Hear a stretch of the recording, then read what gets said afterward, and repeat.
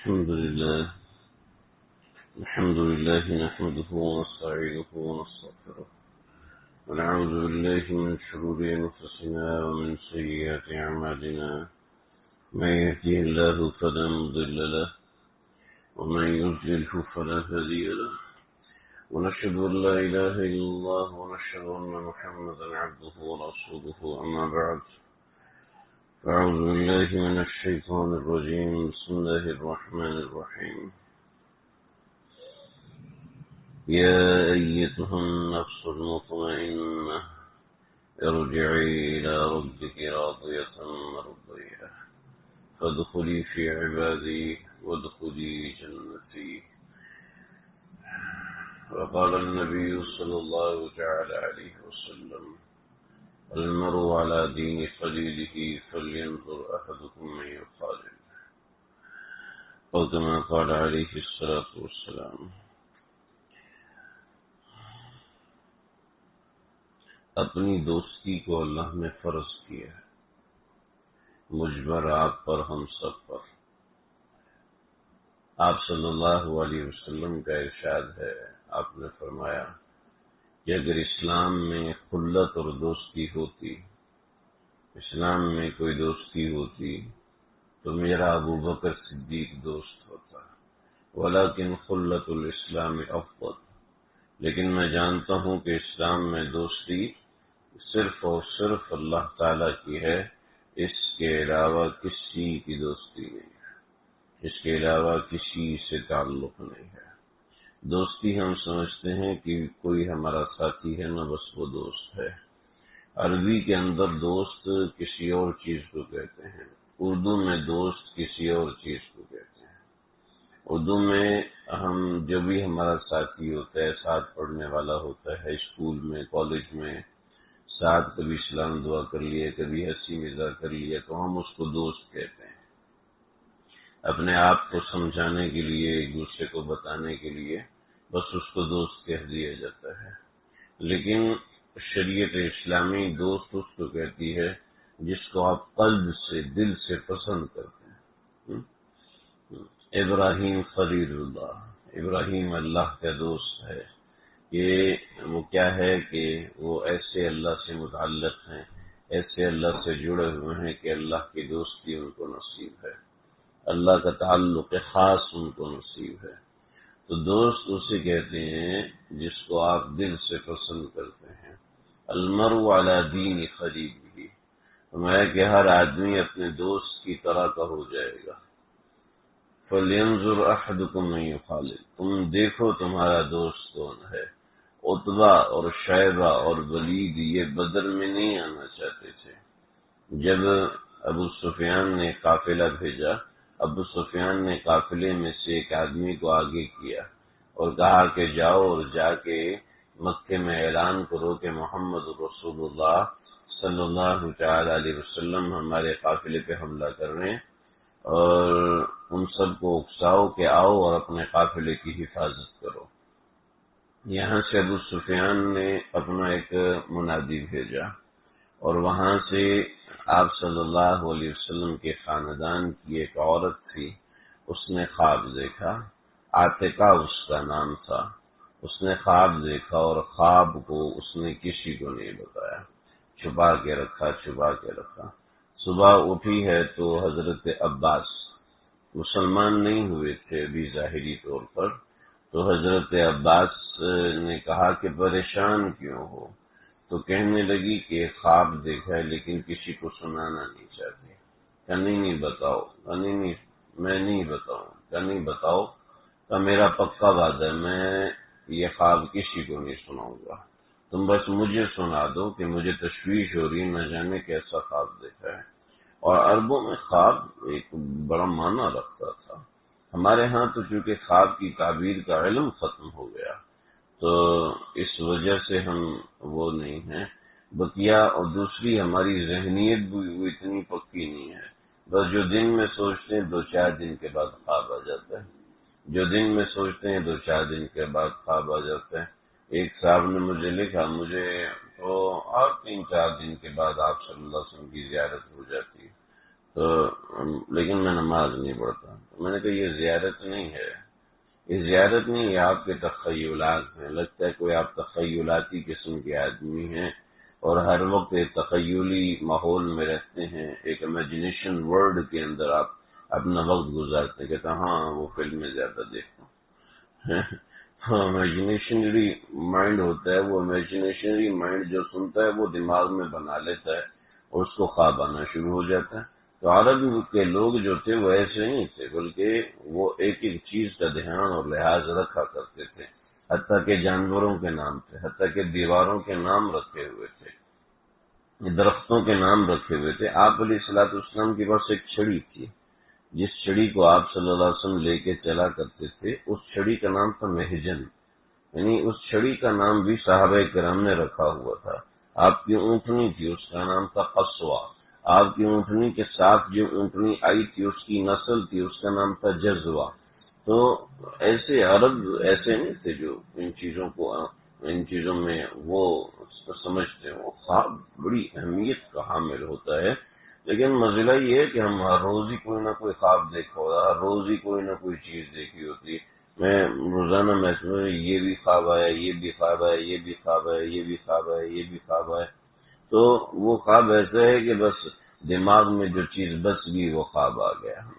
تو ظاہر بات ہے خواب کا کھوکھلا پن پتہ چل جاتا ہے کہ یہ کھوکھلا قسم کا خواب ہے، یہ جو بندہ بہت زیادہ سوچتا ہے یہ اس کا خواب ہے، جو ہر 2 دن کے بعد ایک نیا خواب دیکھا ہوتا ہے، اس نے ایسے ایک ڈرامہ سا بنایا ہوتا ہے خواب کو بھی، اس کی تو کوئی نہ کوئی تعبیر ہوگی بھی، یہ ہے ہی کوئی اس طرح کا آدمی، کریٹو مائنڈ کا آدمی، اس کو روزانہ ہی کوئی 2-4 نئے قسم کے خواب آئے ہوئے ہوتے ہیں۔ تو اس طرح کے خواب کی اہمیت نہیں، البتہ خواب کی اہمیت اپنی جگہ پر مسلم ہے، شرط ہے کہ وہ صحیح اللسان ہو، صحیح الزبان ہو، یعنی زبان اس کی صحیح ہو، ایسا نہ ہو کہ بے سمجھے بے سوچے اس کے منہ سے کچھ بھی نکل جاتا ہو، ہر وقت اس کو بیماری آئی ہوئی ہے، ہر وقت اس کے سر میں درد ہے، ہر وقت اس کا دل دکھا ہوا ہے، ایسے بندوں کے خواب کی ویلیو نہیں ہوتی۔ یہ تعبیر کے اصول علامہ ابن سیرین رحمۃ اللہ علیہ اور اس کے علاوہ بہت سی سیر جو رویہ کی کتابوں میں لکھا ہے، کتاب الرویہ مسلم شریف میں، کتاب الرویہ بہت سی حدیث کی کتابوں میں، حدیث کی بڑی کتابوں میں ہے کہ رویہ کی بڑی اہمیت ہے۔ آپ علیہ السلام کے خوابوں کا ذکر ہے روایت احادیث کے اندر کثرت کے ساتھ۔ تو آپ علیہ الصلوۃ والسلام فجر کے بعد صحابہ سے پوچھتے تھے کہ جناب کوئی خواب دیکھا ہے تو بتاؤ، تو کوئی بندہ کوئی خواب بتاتا، کوئی بندہ کوئی خواب بتاتا۔ بعض مرتبہ آپ نے فرمایا کسی کا کوئی خواب نہیں جی، کوئی خواب، لو آج میں اپنا خواب سناتا ہوں، پھر آپ علیہ الصلوۃ والسلام سنایا کرتے تھے۔ لیکن بات یہ ہے کہ وہ زمانہ بڑا مضبوط اور پکا تھا، ایسا نہیں کہ ہر بندہ اپنے منہ میں آئی ہوئی تعبیر بولنا، جی دل میں میرے یہ تعبیر ہے یہ دینا شروع کر دیا۔ خواب بڑا کوئی معمولی چیز نہیں ہوتا۔ کیا ہے حضرت یوسف علیہ الصلوۃ والسلام کے ساتھ 2 آدمی، یوسف ایھا صدیق، یوسف ہم نے خواب دیکھا ہے۔ کیا خواب دیکھا؟ جی میں نے یہ خواب دیکھا ہے کہ میں انگور نہ چھوڑ رہا ہوں۔ جی تم نے کیا خواب دیکھا ہے؟ میں نے یہ خواب دیکھا کہ میرے سر کے پر روٹیاں رکھی میں جا رہا ہوں، اوپر سے پرندے آ کے روٹیوں کو کھا رہے ہیں۔ کہا ٹھیک ہے، تمہیں 3 دن کے بعد پھانسی ہو جائے گی اور تم بادشاہ کے مصاحب بنو گے، اور جب تم مصاحب بنو نا تو جا کے میرا بھی نام لے لینا۔ تو ایسا ہی ہوا کہ اس کو 3 دن کے بعد پھانسی ہو، جیسے حضرت یوسف علیہ السلام نے فرمایا تو ویسے ہی پھانسی۔ قرآن مجید سورہ یوسف 13ویں پارے میں وما ابریو کے اندر قصہ لکھا ہوا، تو یہ کوئی معمولی چیز نہیں ہے۔ تو بہرحال اس نے خواب دیکھا، عاتقہ نے خواب دیکھا اور کہنے لگی کہ میں نے خواب یہ دیکھا ہے کہ مکے میں ایک شخص داخل ہوا ہے جس کی اونٹنی کی ناک کٹی ہوئی ہے اور اس کے اوپر خون ملا ہوا ہے، یہ ایک نشانی کہ نفیر عام کی اونٹنی ہے، اس کو کوئی روکے نہیں۔ چنانچہ ایک اونٹنی داخل ہوئی اور اونٹنی داخل ہوتے ہی اس نے شور مچا دیا، اور شور مچاتے ہوئے اس نے شور مچایا اور وہ آتے ہی چڑھا ہے صفا پہاڑی کے اوپر اونٹنی سمیت، اور اس نے آتے ہی اعلان کیا اور سارے اہل مکہ کو مخاطب کیا کہ انفروا الی مضاجعکم، جاؤ اپنی قتل گاہوں کی طرف، سارے کے سارے پہنچو اپنی قتل گاہ۔ مضاجع عام طور پہ تو بستر کو کہتے ہیں، لیکن یہاں پر وہ گھاٹ مراد ہوتا ہے جس گھاٹ میں قیدی کی اس زمانے میں گردن رکھتے تھے اور اس کے اوپر سے تلوار مارتے تھے تو اس کی گردن کٹ کے الگ ہو جاتی تھی، یہ اس کو گھاٹ تو کہ انفروا الی مضاجعکم، جاؤ اپنی قتل گاہوں کی طرف جاؤ.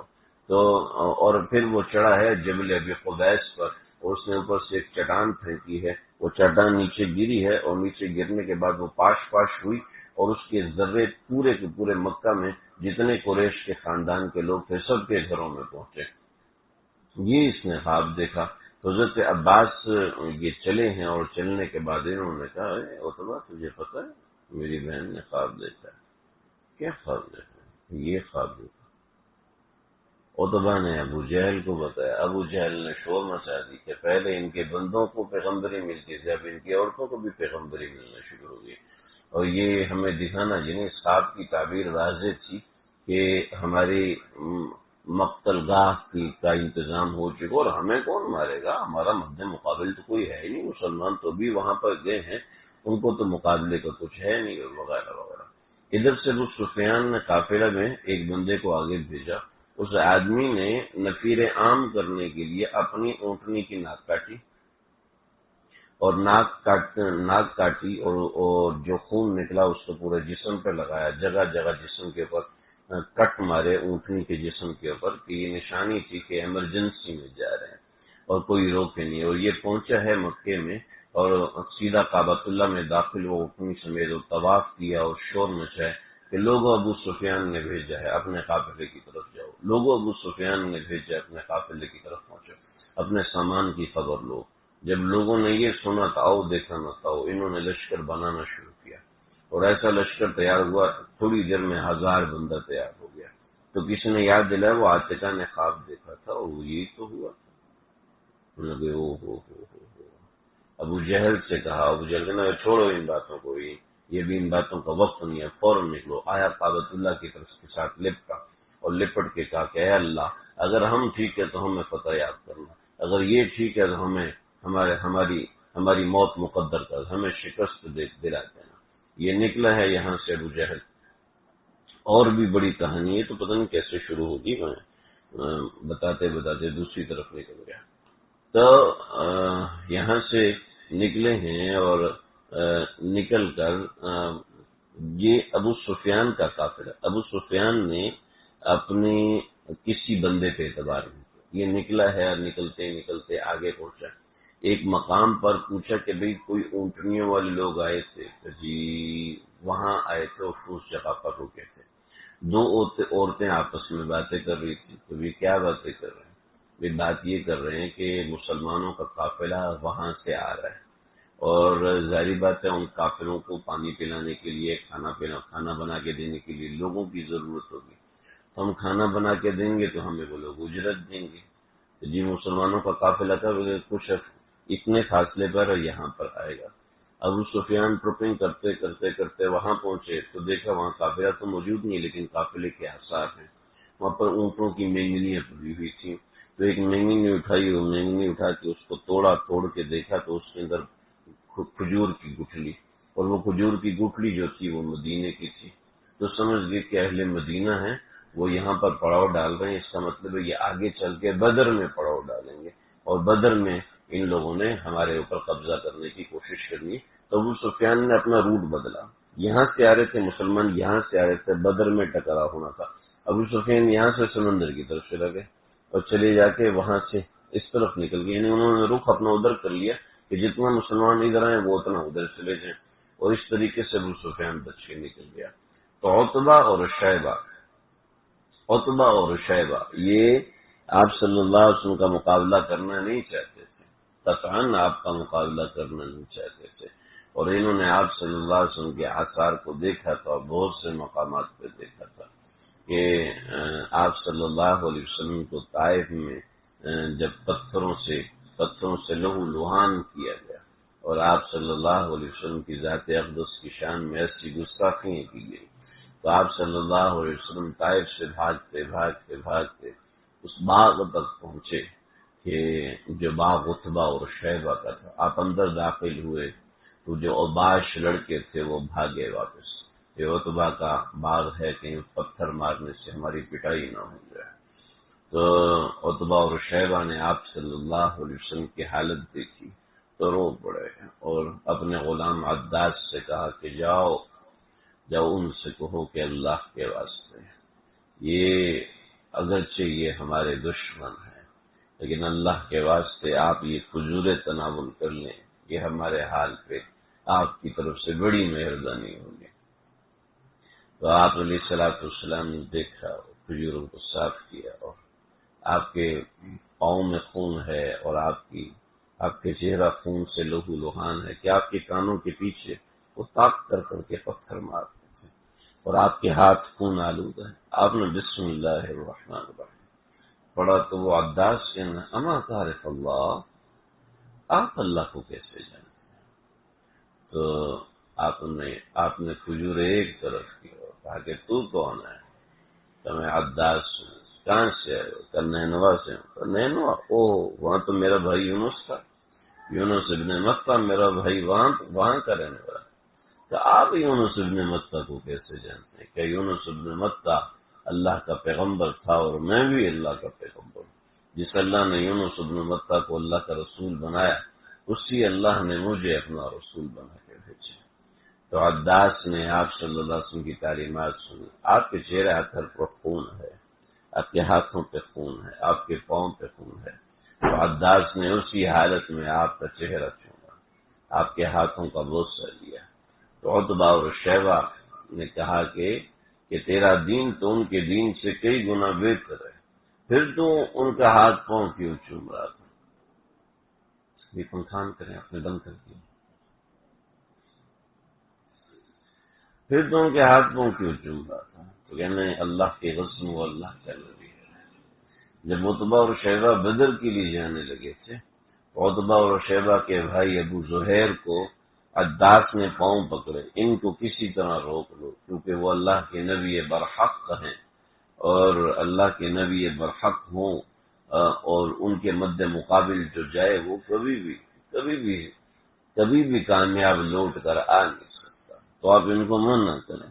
تو عتبہ اور شیبہ تو اس طرح اس حال میں مارے گئے۔ اتنے میں بات کدھر کر رہا تھا، بات میری کس موضوع سے شروع ہوئی تھی، کدھر چلی گئی؟ بل میں بات یہ کرنا چاہتا ہوں کہ اللہ تعالیٰ نے اپنا نام لینے کی توفیق عطا فرمائی ہے، اللہ تعالیٰ نے اپنی یاد میں بیٹھنے کی توفیق عطا فرمائی ہے۔ یہ صرف اور صرف اللہ کا کرم ہے، اللہ کا احسان ہے۔ ہمارا اس میں کوئی بس نہیں ہوتا، ہمارا اس میں کوئی طاقت نہیں ہوتی۔ اس اللہ تعالیٰ جب اپنا نام لینے کی توفیق عطا فرماتے ہیں تو قسم باللہ جب ہم اللہ کو یاد کر رہے ہوتے ہیں، اللہ تعالیٰ نے اپنے پیغمبر صلی اللہ علیہ وسلم کو فرمایا ہے انا جلیس من ذکرنی، انا جلیس من ذکرنی، کہ جو مجھے یاد کر رہا ہوتا ہے نا تو میں اس کے ساتھ بیٹھا ہوا ہوتا ہوں۔ اور قرآن میں فرمایا فاذکرونی اذکرکم، فاذکرونی اذکرکم، مجھے یاد کرو میں تمہیں یاد کروں گا۔ بات یہ کر رہا تھا المرء علی دین خلیلی، بات شکر یاد آ گئی، المرء علی دین خلیلی۔ عتبہ اور شیبہ نے وہ خواب بھی دیکھا تھا عاتقہ کا اور عداس کی منتیں بھی دیکھی تھی، لیکن چونکہ ابو جہل کی دوستی تھی تو ابو جہل کی دوستی نے ان کو مروا دیا۔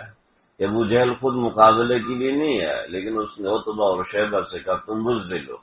عتبہ شیبہ کہہ رہے تھے کہ ہم محمد صلی اللہ علیہ وسلم کے مقابلے میں نہیں جاتے کیونکہ ہمارا لشکر صحیح سلامت واپس چلا گیا، ہمارا جو قافلہ تھا جس مال کی حفاظت کے لیے ہم لوگ نکلے تھے وہ قافلہ تو ہمارا واپس چلا گیا۔ جب وہ قافلہ واپس چلا گیا تو ابھی ہمیں مقابلے کے لیے جانے کی کیا ضرورت پڑی ہے؟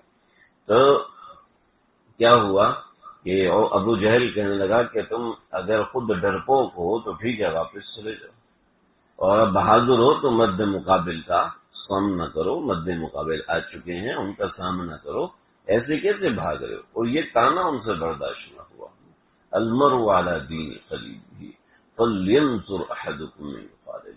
عتبہ اور شیبہ کے دل میں اسلام کی رمق جاگ رہی تھی، ہو سکتا تھا کہ وہ مسلمان ہو جاتے۔ انہوں نے پیغمبر علیہ الصلوۃ والسلام پر کسی موقع پر محبت کی نظر سے دیکھا تھا اور ہو سکتا تھا کہ وہ دائرہ اسلام میں داخل ہو جاتے، لیکن بات اتنی سی ہے کہ جب دوستی ایسی ہے، جیسی دوستی ہوتی ہے ویسی دوستی انسان کو بنا کر چھوڑتی ہے۔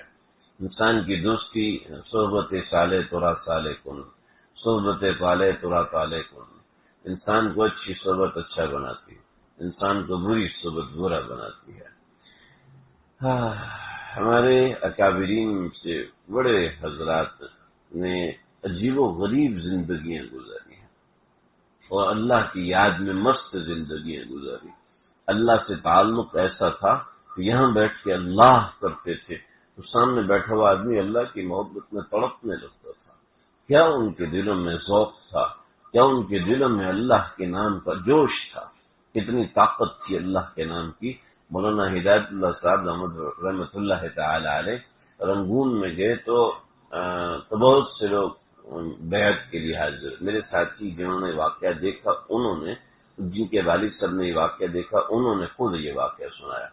کہنے لگے کہ مولانا ہدایت اللہ صاحب سے بہت سے لوگوں نے بیعت کی درخواست کی تو اس کو بھی منع کیا۔ اس کو ایک طالب علم بڑے ذہین، فطین، ذکی اور سمجھدار، تقوادار، حیادار، آنکھوں سے حیا ٹپکتی تھی اور چہرے سے مکانہ ٹپکتی تھی، کہا کہ میں صرف اس کو بیعت کروں گا، اور اس طالب علم کو بیعت کیا تو بیعت ہوتے ہی وہ طالب علم بے ہوش ہو گیا۔ بیعت ہوتے ہی وہ طالب علم ایسا بے ہوش ہوا کہ ایک ہفتے تک بے ہوش رہا کہ اللہ کے نام کی لذت ایسی قلب میں آئی کہ برداشت ہی نہ کر سکا۔ حضرت موسیٰ علیہ السلام ایک مرتبہ جا رہے تھے کوہ طور کی طرف اللہ سے ملاقات کرنے، تو ایک صاحب وہاں بیٹھے ہوئے، اے اللہ اپنی محبت دے دے، اللہ اپنی محبت دے دے، اللہ اپنی محبت دے دے۔ تو حضرت موسیٰ کہنے لگے اللہ اس کو آپ اپنی محبت دے دیجیے۔ تو موسیٰ جتنی برداشت کر سکتے ہے اتنی میں نے اس کو محبت دی ہے کہ اللہ جتنی یہ مانگ رہے اتنی دے دے۔ تو موسیٰ یہ برداشت نہیں کر سکے، کپڑے پھاڑے گا اور پاگل ہو جائے گا۔ حضرت موسیٰ اللہ کے لاڈلے پیغمبر تھے، دوبارہ دعا کی، اللہ نے محبت دے دی۔ حضرت موسیٰ وہاں سے گزرے کہ دیکھوں دیوانے کا حال کیا ہے، جب وہاں سے گزرے تو لوگوں نے بتایا کپڑے پھاڑ کے جنگل چلا گیا۔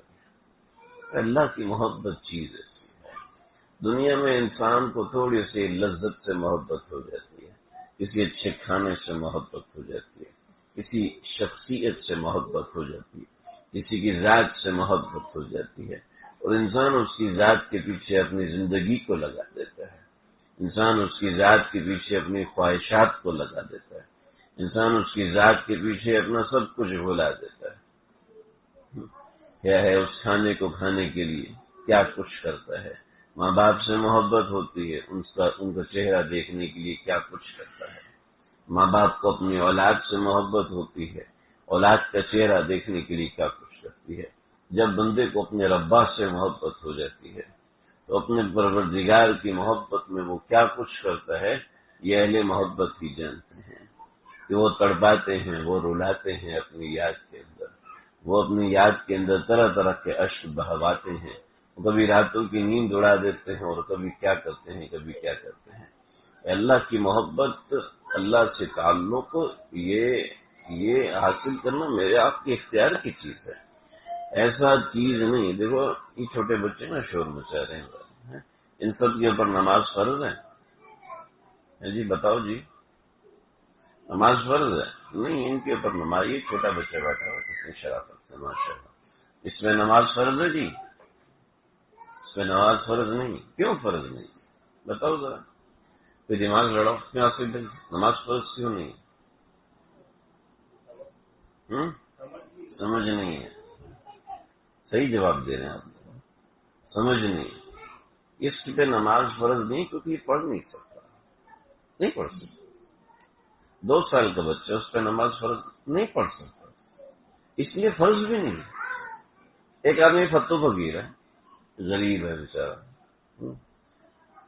اس کے اوپر زکوٰۃ فرض ہے؟ ایسے ہی نہیں ہے، زکوٰۃ فرض ہے، کیوں جی؟ اس پہ زکوٰۃ فرض نہیں ہے کیونکہ وہ زکوٰۃ ادا کر نہیں سکتا۔ ایک آدمی فقیر ہے، پیسے ہی نہیں ہے اس کے پاس، حج فرض ہے اس کے اوپر؟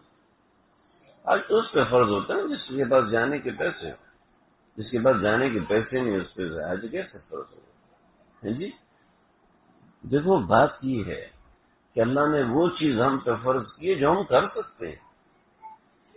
اللہ نے اپنی محبت، اللہ نے اپنی دوستی، اللہ نے اپنا تعلق ہمارے اوپر فرض کیا ہے، اور یہ اس لیے فرض کیا کہ ہم کر سکتے ہیں۔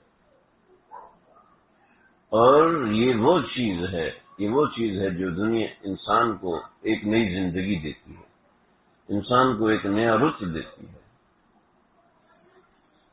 یہ کیسی ہے؟ چلے مولانا رومی رحمۃ اللہ علیہ سے کسی نے پوچھا کہ یہ تخیلاتی باتیں ہیں ساری، حقیقت سے کیا تعلق ہے؟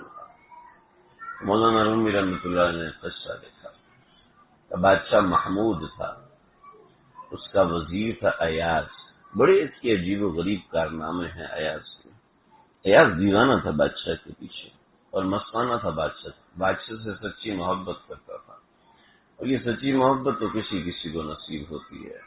دعوی محبت تو بہت کرتے ہیں میر، محبت کی دعوے تو بڑی ہر کوئی کر لیتا ہوتا ہے، لیکن اس کو نبھانا کسی کسی کا کام ہوتا ہے۔ محمود غزنوی محمود الحسن خرقانی رحمۃ اللہ علیہ کی خدمت میں آئے اور کہنے لگے کہ میں سومنات کو فتح کرنے جا رہا ہوں، سومنات سے اتنے خط آ چکے ہیں میرے پاس، وہاں بچیوں کو اتنا بے دردی سے قتل کیا، کیا مسلمان بچیاں کیا ہندو بچیاں، ان سب کو سرعام قتل کیے جاتے، سرعام ان کے ساتھ زیادتی ہوتی ہے۔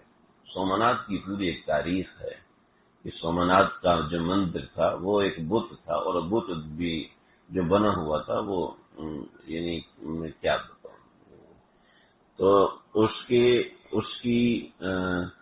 کی نام کو پورا کرنے کے لیے، اس کی شکل کو پورا کرنے کے لیے یہ معاملہ کیا جاتا ہے۔ ہندو لوگ اپنے بتوں کے اوپر خون لگاتے ہیں، ہندو لوگ اپنے بتوں کے اوپر خون لگاتے ہیں، اور یہ بت تھا شرمگاہ کی شکل کا بنا ہوا، تو یہاں پر اور بچیوں سے زیادتی کی جاتی تھی، اور پھر خون وہاں پر لگایا جاتا تھا۔ اور کیا بتاؤں، بات سمجھ میں آ گئی ہوگی۔ تو کیا مسلمان بچیاں، کیا ہندو بچیاں، کیا سکھ بچیاں، لیکن وقت کے بادشاہ وہ ظاہری باتیں ان کے ساتھ تھے۔ محمود غزنوی نے کئی خطوط لکھے، میرے پاس بہت سے خط آ چکے ہیں۔ خط ایسے آتے تھے، کپڑے کے تاجر کپڑا لے کے جاتے تھے تو اس کپڑے کے اوپر خواتین سلائی کر کے خط لکھتی تھی اور محمود غزنوی کو بھیجتی تھی کہ میری اتنی بچیوں کی عزت لوٹ لی گئی، میری اتنی بچیوں کو تباہ کر دیا گیا، ہمارے یہ ساری بات ہے۔ تو کیا ہوا، محمود غزنوی نے کہا کہ سومنات ان کا ایسا ہے جیسے ہمارا کعبہ ہے، اگر میں اس میں حملہ کروں گا تو سارا ہندوستان میرے اوپر چڑھ دوڑے گا، اور میرے پاس اتنی فوج نہیں ہے، آپ اللہ سے دعا کیجیے۔ تو محمود الحسن خرقانی نے اپنا خرقہ اتارا، جبہ اتارا، کہ یہ میں جاؤ اور جب پھنس جاؤ نا تو اس جبے کو بچھانا اور اللہ اکبر کہہ دوں۔ تو ٹھیک محمود غزنوی وہاں پہ اترے اور بڑی پلاننگ کے ساتھ آگے بڑھے بڑھتے گئے۔ جب مندر میں پہنچے ہیں تو چاروں طرف سے ہندوؤں نے گھیر لیا، اور اتنی لمبی فوج ہندوؤں کی کہ کوئی حد نہیں۔ اب کیا کریں، جب چاروں طرف سے گھمسان کا رن پڑا اور اپنے سپاہی گرنے لگے تو بڑا پریشان، تو جلدی سے کہا وہ جبہ لے کے آؤ، جبہ بچھایا اور اللہ اکبر، نماز شروع، پھر دعا کیا، اللہ میں اس کپڑے پہ کھڑا ہوں جس کپڑے میں کبھی آپ کی نافرمانی نہیں، یہ کپڑا برس ہا برس پہنا گیا لیکن اس کپڑے میں ہمیشہ آپ کو یاد کیا گیا، اے اللہ آپ اپنی ستاری دکھائیے۔ آندھیاں طوفان ایسے آئے کہ کفر کے بادبان اڑنے لگے، اور ہندوؤں کے جو سپاہی تھے وہ چاروں طرف سے ایسے اڑنے لگے جیسے پانی کا طوفان اور سیلاب آئے۔ صرف 2-4 دن کی لڑائی ہوئی اور اس کے بعد ہندو تتر بتر ہو گئے۔ اب انہوں نے پیسہ دینا شروع کیا کہ جتنا چاہے سونا لو، جتنا چاہے چاندی لو، اس بدھ کو نہیں چھیڑنا۔ اب محمود غزنوی اندر داخل ہوئے تو دیکھا بت کھڑا ہے، اور وہ ایسے کھڑا ہے کہ نہ وہ چھت سے لٹکا ہوا، نہ وہ زمین کے اوپر کھڑا ہوا، نہ وہ کسی دیوار سے ٹیک ہے، نہ وہ، بس وہ سیدھا ہوا میں کھڑا ہوا۔ بڑے حیران ہوئے، یہ کیا؟ ہم جیسا ہوتا تو وہیں کہتا بھائی یہ تو خدا ہے، سیدھا کرو سجدہ بھائی، بغیر کسی سہارے کے ہوا میں کھڑا ہے تو خدا ہی مان، اس کے علاوہ تو کچھ نہیں۔ تو محمود غزنوی کہنے لگے یہ بات سمجھ میں نہیں آئی، کچھ کرو۔ تو میں بادشاہ سلامت آپ فکر ہی نہ کریں، ایک طرف کی دیوار گرائی تو وہ خود ہی نیچے گر گیا، تو وہ میگنیٹک پاور تھی، اس کے ذریعے سے اس کو ہوا میں معلق کر کے روکا ہوا تھا، اور کئی لوگوں کے عقیدے خراب کیے ہوئے تھے۔ تو محمود الحسن خرقانی رحمۃ اللہ علیہ جب یہ فتح ہوا تو فتح ہونے کے بعد دوڑا ہوا جب غزنی گیا، اور غزنی جا کے محمود الحسن خرقانی رحمۃ اللہ علیہ سے جا کے ملاقات کرنے کے لیے دروازہ بجایا، کہا بادشاہ سلامت حضرت آپ سے نہیں ملنا چاہتا۔ کہا کیوں؟ کہا آپ سے ناراض ہے، آپ نے کہا تھا کہ آپ نے اسلام کی قوت کو ظاہر کرنے، ظلم و ستم کو بند کرنے کے لیے آپ نے سومنات کو فتح کرنا تھا، لیکن یہ آپ نے کیا کیا؟ آپ نے تو بس سومنات فتح کیا، مسلمانوں کو بچایا اور آگے۔ تو مجھے کیا کرنا چاہیے؟ کہ بادشاہ ہو خود اپنے عقل لڑاؤ۔ تو محمود غزنوی نے اس وقت ہر 10 کلومیٹر پر ایک مسجد بنائی، ایک مدرسہ بنایا، اور شاہی خزانے سے وہاں پہ علماء کو متعین کیا کہ لوگوں کو یہاں پر دین سکھایا جائے، لوگوں کو یہاں پر تقویٰ سکھایا جائے۔ تو ایاز محمود غزنوی کا غلام تھا، اور بڑا دیوانہ اور مستانہ تھا محمود غزنوی کے لیے، اور محمود غزنوی کا غلام تھا، اس لیے انہوں نے اس کو وزیر نہیں بنایا تھا۔ وزراء ان کے 65 تھے، وہ بہت بڑے تھے۔ تو مولانا رومی رحمۃ اللہ علیہ قصہ نقل فرماتے ہیں کہ محمود غزنوی کے دربار میں ایاز کو بڑی عزت ملتی تھی، یہ بادشاہ کی کرسی تھی تو ساتھ والی کرسی مصاحب خاص کی ہوتی ہے، وہاں ایاز بیٹھتا تھا، اور بقیہ وزراء ادھر بیٹھتے تھے۔ تو وزراء کو اس میں توہین لگتی کہ ایک عام سا غلام ہے، وہ بادشاہ کے مصاحب خاص کی کرسی میں بیٹھتا ہے اور ہم سارے نیچے بیٹھتے ہیں، یہ ہماری شان میں تو گستاخی معلوم ہوتی ہے۔ تو ایک دن بادشاہ سے کہا کہ بادشاہ سلامت ہمیں آپ کا یہ عمل ہضم نہیں ہوتا، آپ برائے مہربانی اس کو یہاں سے اتارے۔ تو بہت اچھا، تو اپنے دربار کا سب سے قیمتی ہیرا منگوایا، اور پہلے وزیر کو بلایا کہ اس ہیرے کو توڑیے۔ تو اس نے کہا بادشاہ سلامت کیسی بات کر رہے ہیں، ہیرا توڑوں گا تو ضائع ہو جائے گا، اور آپ کی سلطنت میں یہ ایک اتنا ہیرا ہے کہ سارے خزانے ایک طرف، یہ ہیرا ایک طرف، اس کو نہیں تو واہ واہ واہ واہ، شاباش شاباش، کتنا سمجھدار آدمی ہے، دیکھو ریاست کا نقصان نہیں ہونے دے، اس کو انعام دیا، انعام کے بعد دوسرے کو بلایا، 65 کے 65 وزیروں نے ہیرا توڑنے سے منع کیا۔ ایاز سے کہا ایاز نہیں، اس ہیرے کو توڑو۔ ایاز آگے بڑا اور پتھر مارا، اور ہیرا جو ہے وہ کئی ٹکڑوں میں تقسیم ہوا، لیکن برل یا روایتوں میں یہ بھی لکھا ہے کہ پتھر ٹوٹ گیا، ہیرا نہیں ٹوٹا۔ ایاز نے پورے زور سے دوسرا پتھر مارا، پھر پتھر ٹوٹا، ہیرا نہ ٹوٹا، پھر تیسرا پتھر مارا، اور کوشش کرتے ہوئے تو اس کے ہاتھ سے خون نکلنے لگا۔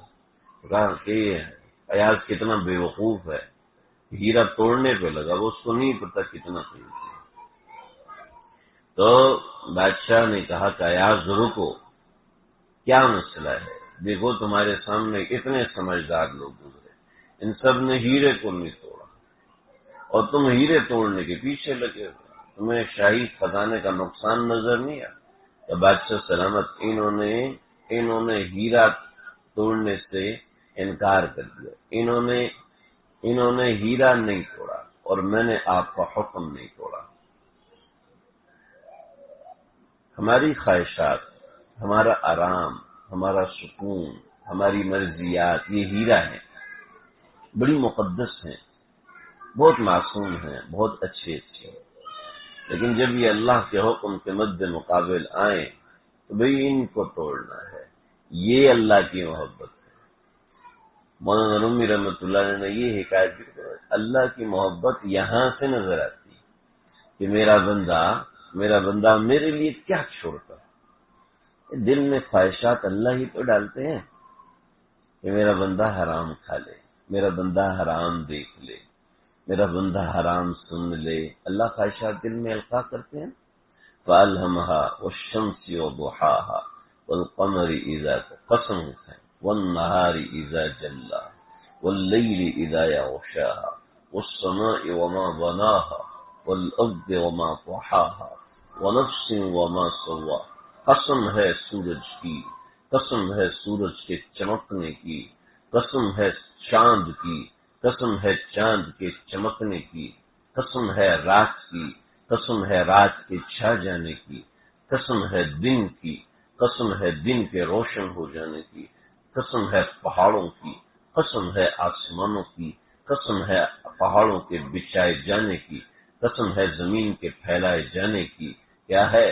قسم ہے تمہاری جانوں کی کہ میں نے تمہارے اندر گندگی کا مادہ رکھا ہے، تقوی کا مادہ بھی رکھا ہے، گندی خواہشات تمہارے اندر رکھی ہیں، غصہ تمہارے اندر رکھا ہے، تکبر تمہارے اندر رکھا ہے، نفرت کرنا تمہارے اندر رکھا ہے، جھوٹ بولنا، دھوکہ دینا تمہارے اندر رکھا ہے، تک ہے۔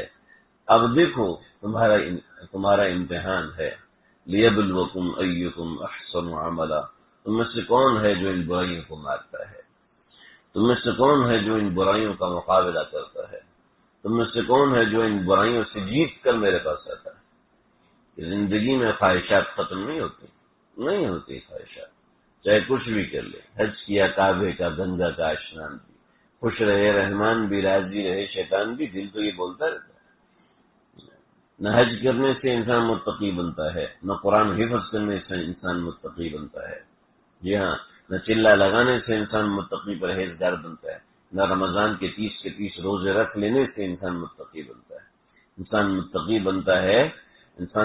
بنتا ہے استقامت علی التقوی پر، جب وہ اللہ کو ناراض نہ کرے، جب وہ اپنی اصلاح کی فکر رکھے تو وہ متقی بنتا ہے۔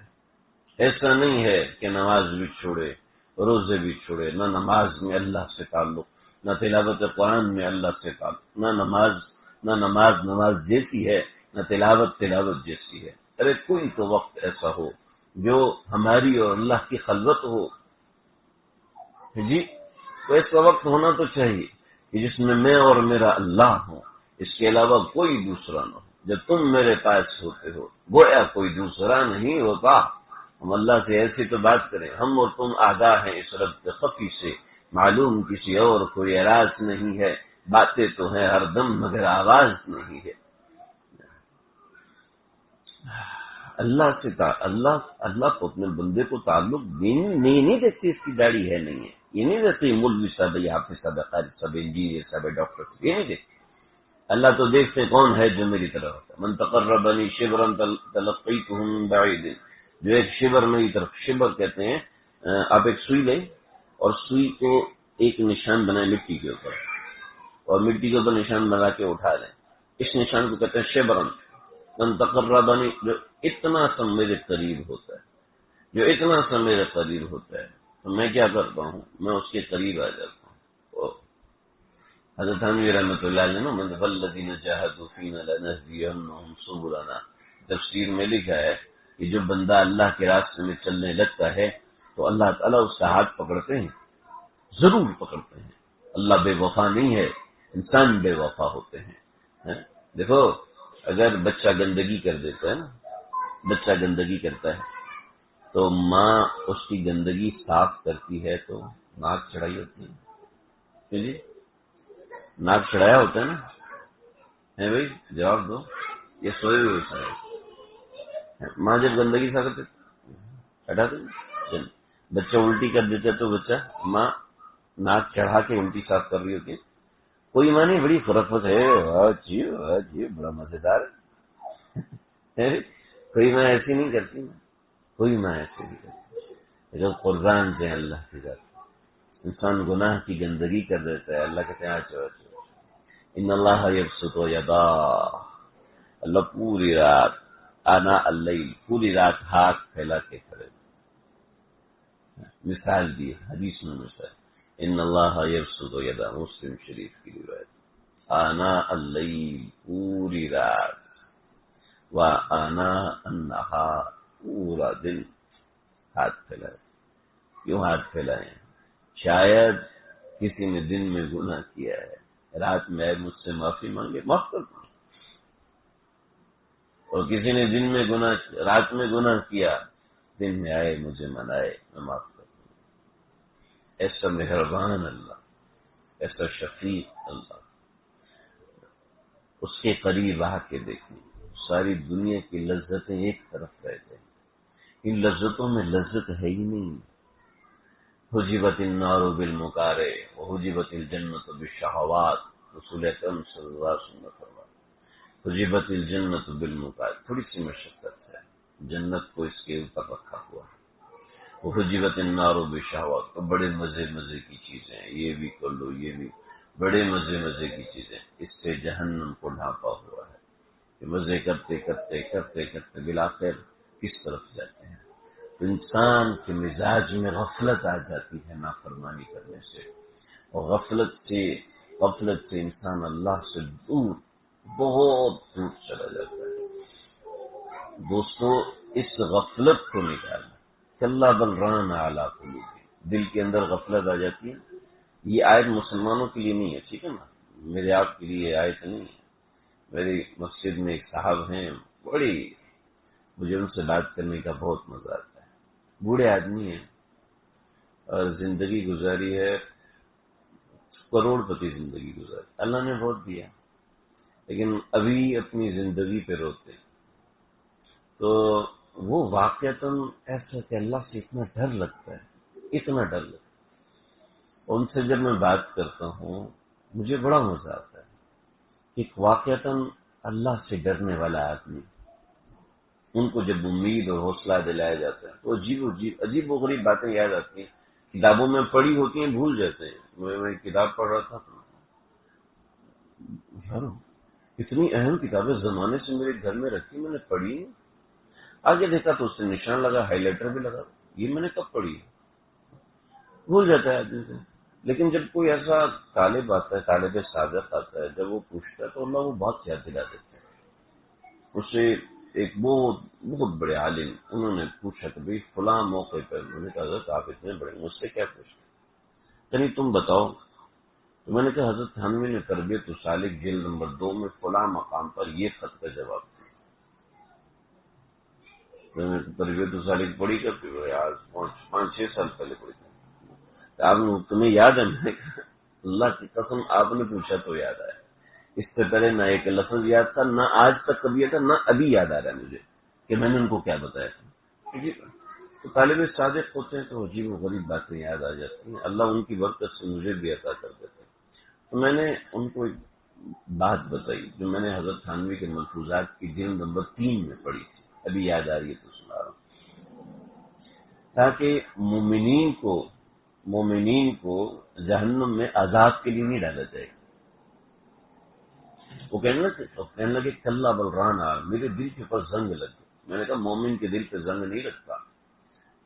جتنی تفسیریں دنیا میں موجود ہے کھول کے دیکھ لو، جتنی تفسیریں گوگل پہ کھولیں مل جاتی ہیں ساری تفسیریں، بہت سی تفسیریں کو 50-60 مل جاتی ہیں. اس کے علاوہ شاملہ ہے ہمارے کتب خانے ہیں، آن لائن کتب خانے ہیں، 2-3 سافٹ ویئر ہیں میرے پاس، تقریباً 70-80 تفسیریں اس میں. جتنی تفسیریں آپ کو میسر ہیں کھول کے دیکھ لو. کلا بلران علی قلوبہم، کافروں کے لیے. مومن کے دل پہ زنگ نہیں لگتا، مومن کے دل پہ پردہ آ جاتا ہے. مومن کے دل پہ زنگ جس کے دل میں کلمہ ہے زنگ نہیں لگ سکتا. اب گناہ ہوتے ہیں، گناہ بشری کمزوری ہے، ہر کسی کل بنی آدم خطاء وخیر الخطائین التوابون. جب مسلمان جہنم میں جائیں گے تو میں نے کہا مسلمان جہنم میں برائے عذاب نہیں جائیں گے. یہ میں نہیں کہہ رہا، یہ میں حضرت تھانوی کا ملفوظ سنا رہا ہوں، میں نے ان کو جواب نہیں دیا. یہ وہ میرا علم نہیں ہے، مجھے تو ویسے بھی نہیں آتا کچھ. تو میں نے کہا مسلمان جہنم میں جو اللہ نہ کرے کوئی مسلمان اللہ کے غضب کی جگہ پر جائے، کوئی مسلمان اللہ کے غضب کی جگہ پر جائے کوئی مسلمان اپنے گھر کے بستر کو اللہ کے غضب کی جگہ بنائے تو اللہ تعالیٰ نے تو اس کو نہیں کہنا بناؤ. کوئی مسلمان اپنے گھر کو اللہ کے غضب کی جگہ بنائے، کوئی مسلمان اپنے گھر کی مجلس کو اللہ کے غضب کی جگہ بنائے تو مسلمان کا قصور ہے. تو اللہ تعالیٰ کے غضب کی جگہ ہے جہنم. تو مسلمان جہنم میں جائے گا تو برائے عذاب نہیں جائے گا، برائے تطہیر جائے گا. میری طرف دیکھنے لگے، میں نے کہا مشکل لگ رہا ہے نا جی، میں نے کہا آسان کر کے بتاتا ہوں. میں نے کہا ایک آدمی کا پیٹ کاٹا ہے، ایک آدمی کا پیٹ کاٹا ہے کس طرح واردات کے اندر جی کیا ہوا، اس کو ہوا ہے عذاب. اور ایک آدمی کا پیٹ کاٹا ہے ڈاکٹر صاحب نے، اس کی ہوئی ہے تطہیر، اس کی ہوئی ہے صفائی. اس کے اندر جو گندگی تھی، اس کے اندر جو پتھری تھی، اس کے اندر یہ تھا وہ تھا، اس کی ہوئی ہے تطہیر. مومن کو اللہ نہ کرے اس مقام پہ لے جایا جائے تو تطہیر کے لیے لے جایا جائے گا. وہ مومنین تو اللہ کے خاص ہیں، مومنین اللہ کے خاص ہیں کہ اللہ نے دولت ایمان سے نوازا ہے. جب وہ اپنے آپ کو ایسا سمجھنے لگے، اپنے آپ ہی کی برائیاں اپنے آپ سے کرنے لگے، اللہ کی ذات سے مایوس ہونے لگے، تو اللہ کو یہ حالت سخت ناپسند ہے کہ کفر کے بعد اللہ کو سب سے بڑی چیز جو لگتی ہے وہ مایوسی لگتی ہے. کہ مایوسی اللہ کو شدید ناپسند ہے کہ جو بندہ اللہ سے مایوس ہو جائے. دوستو اس بات سے مایوس نہیں ہونا کہ ہم اللہ والے نہیں بن سکتے، اس بات سے مایوس نہیں ہونا. ابھی کہ صبح مجھے پکا یقین ہے رسول اللہ صلی اللہ علیہ وسلم مجھ سے ناراض ہے. میں جب آپ کو پکا یقین ہے تو میں کیا کہوں بھائی، میں تو ایسے لوگوں کو بات بھی نہیں کرتا. لیکن جواب تو جب اللہ کے نبی آپ سے ناراض ہے تو میں کیوں جاؤں؟ نہیں، وہ تو میں ایسے ہی کہہ رہا تھا. جب وہ آپ ایسے ہی کہہ رہے تو اتنی بڑی بات آپ نے اللہ کے نبی کے بارے میں کہہ دی. استغفر اللہ، کم از کم توبہ کے 20 40 50 نویل پڑھو، اللہ سے معافی مانگو. اتنی بڑی بات کہتے اللہ مجھ سے ناراض ہے، یہ چھوٹی بات نہیں، بہت بڑی بات ہے، بہت بڑی بات ہے. اور ہم عام مسلمان، ہم جیسے لوگ بول دیتے ہیں اللہ ہم سے ناراض ہے. کیوں اللہ آپ سے ناراض ہے؟ اللہ جب ناراض ہوں گے نا اس دنیا میں جگہ نہیں ملے گی. جی ہاں، آج کل آپ حضرات کے سامنے سے ایسی حالات ہیں، ٹھیک ہے. تو جن لوگوں سے ناراض ان کا کیا حشر ہو رہا ہے. ایک چھوٹی سی سیاست کے اندر ناراضگی سے یہ معاملات، اللہ ناراض ہوں گے تو زمین میں چھوڑیں گے. اللہ اکبر. یہ بات ذہن سے نکالیں کہ اللہ ہم سے ناراض ہے. یہ بات ذہن سے نکالیں گے مایوسی کی باتیں نہ ہوں. اور یہ مایوسی کی بات ہمیں دین سے نہیں کرتی. نماز چھوڑنے کا ذریعہ، نماز چھوڑنے کا بہانہ، اللہ سے تعلق توڑنے کا بہانہ، یہ سب چیزیں ہیں. اپنے اندر طاقت بنائیں ذکر اللہ کی، اپنے اندر طاقت بنائیں اللہ کو یاد کرنے کی. بھی مجھ سے گناہ نہیں چھوٹ رہے، اب کیسے چھوڑوں؟ ایسے ہوگا. اب کیسے چھوڑوں؟ ایسے ہوگا. اب کیسے چھوڑوں؟ ایسے ہوگا. پھر کوئی حضرت عامر رحمۃ اللہ علیہ کے پیچھے نہیں لکھا حضرت مجھ سے بد نظری نہیں چھوٹتی، تو حضرت نے جواب میں لکھا آپ نے بد نظری چھوڑنے کی کیا کوشش کی؟ کیا کوشش کی آپ نے بد نظری چھوڑنے کی؟ حضرت کوشش تو کوئی نہیں کی. تو اس نے فضول بندے کو کیوں جواب دو، منع کر کے جواب نہیں کیا. حضرت تھانوی تو حضرت تھانوی کرے، تو میں ایسے کو کیا جواب دوں جو کوشش ہی نہیں کرتا. جو اپنی محنت سے اپنی طرف سے کوشش نہیں کرتا تو میرے کہنے سے کوشش کرے گا؟ میں نہیں جواب دیتا.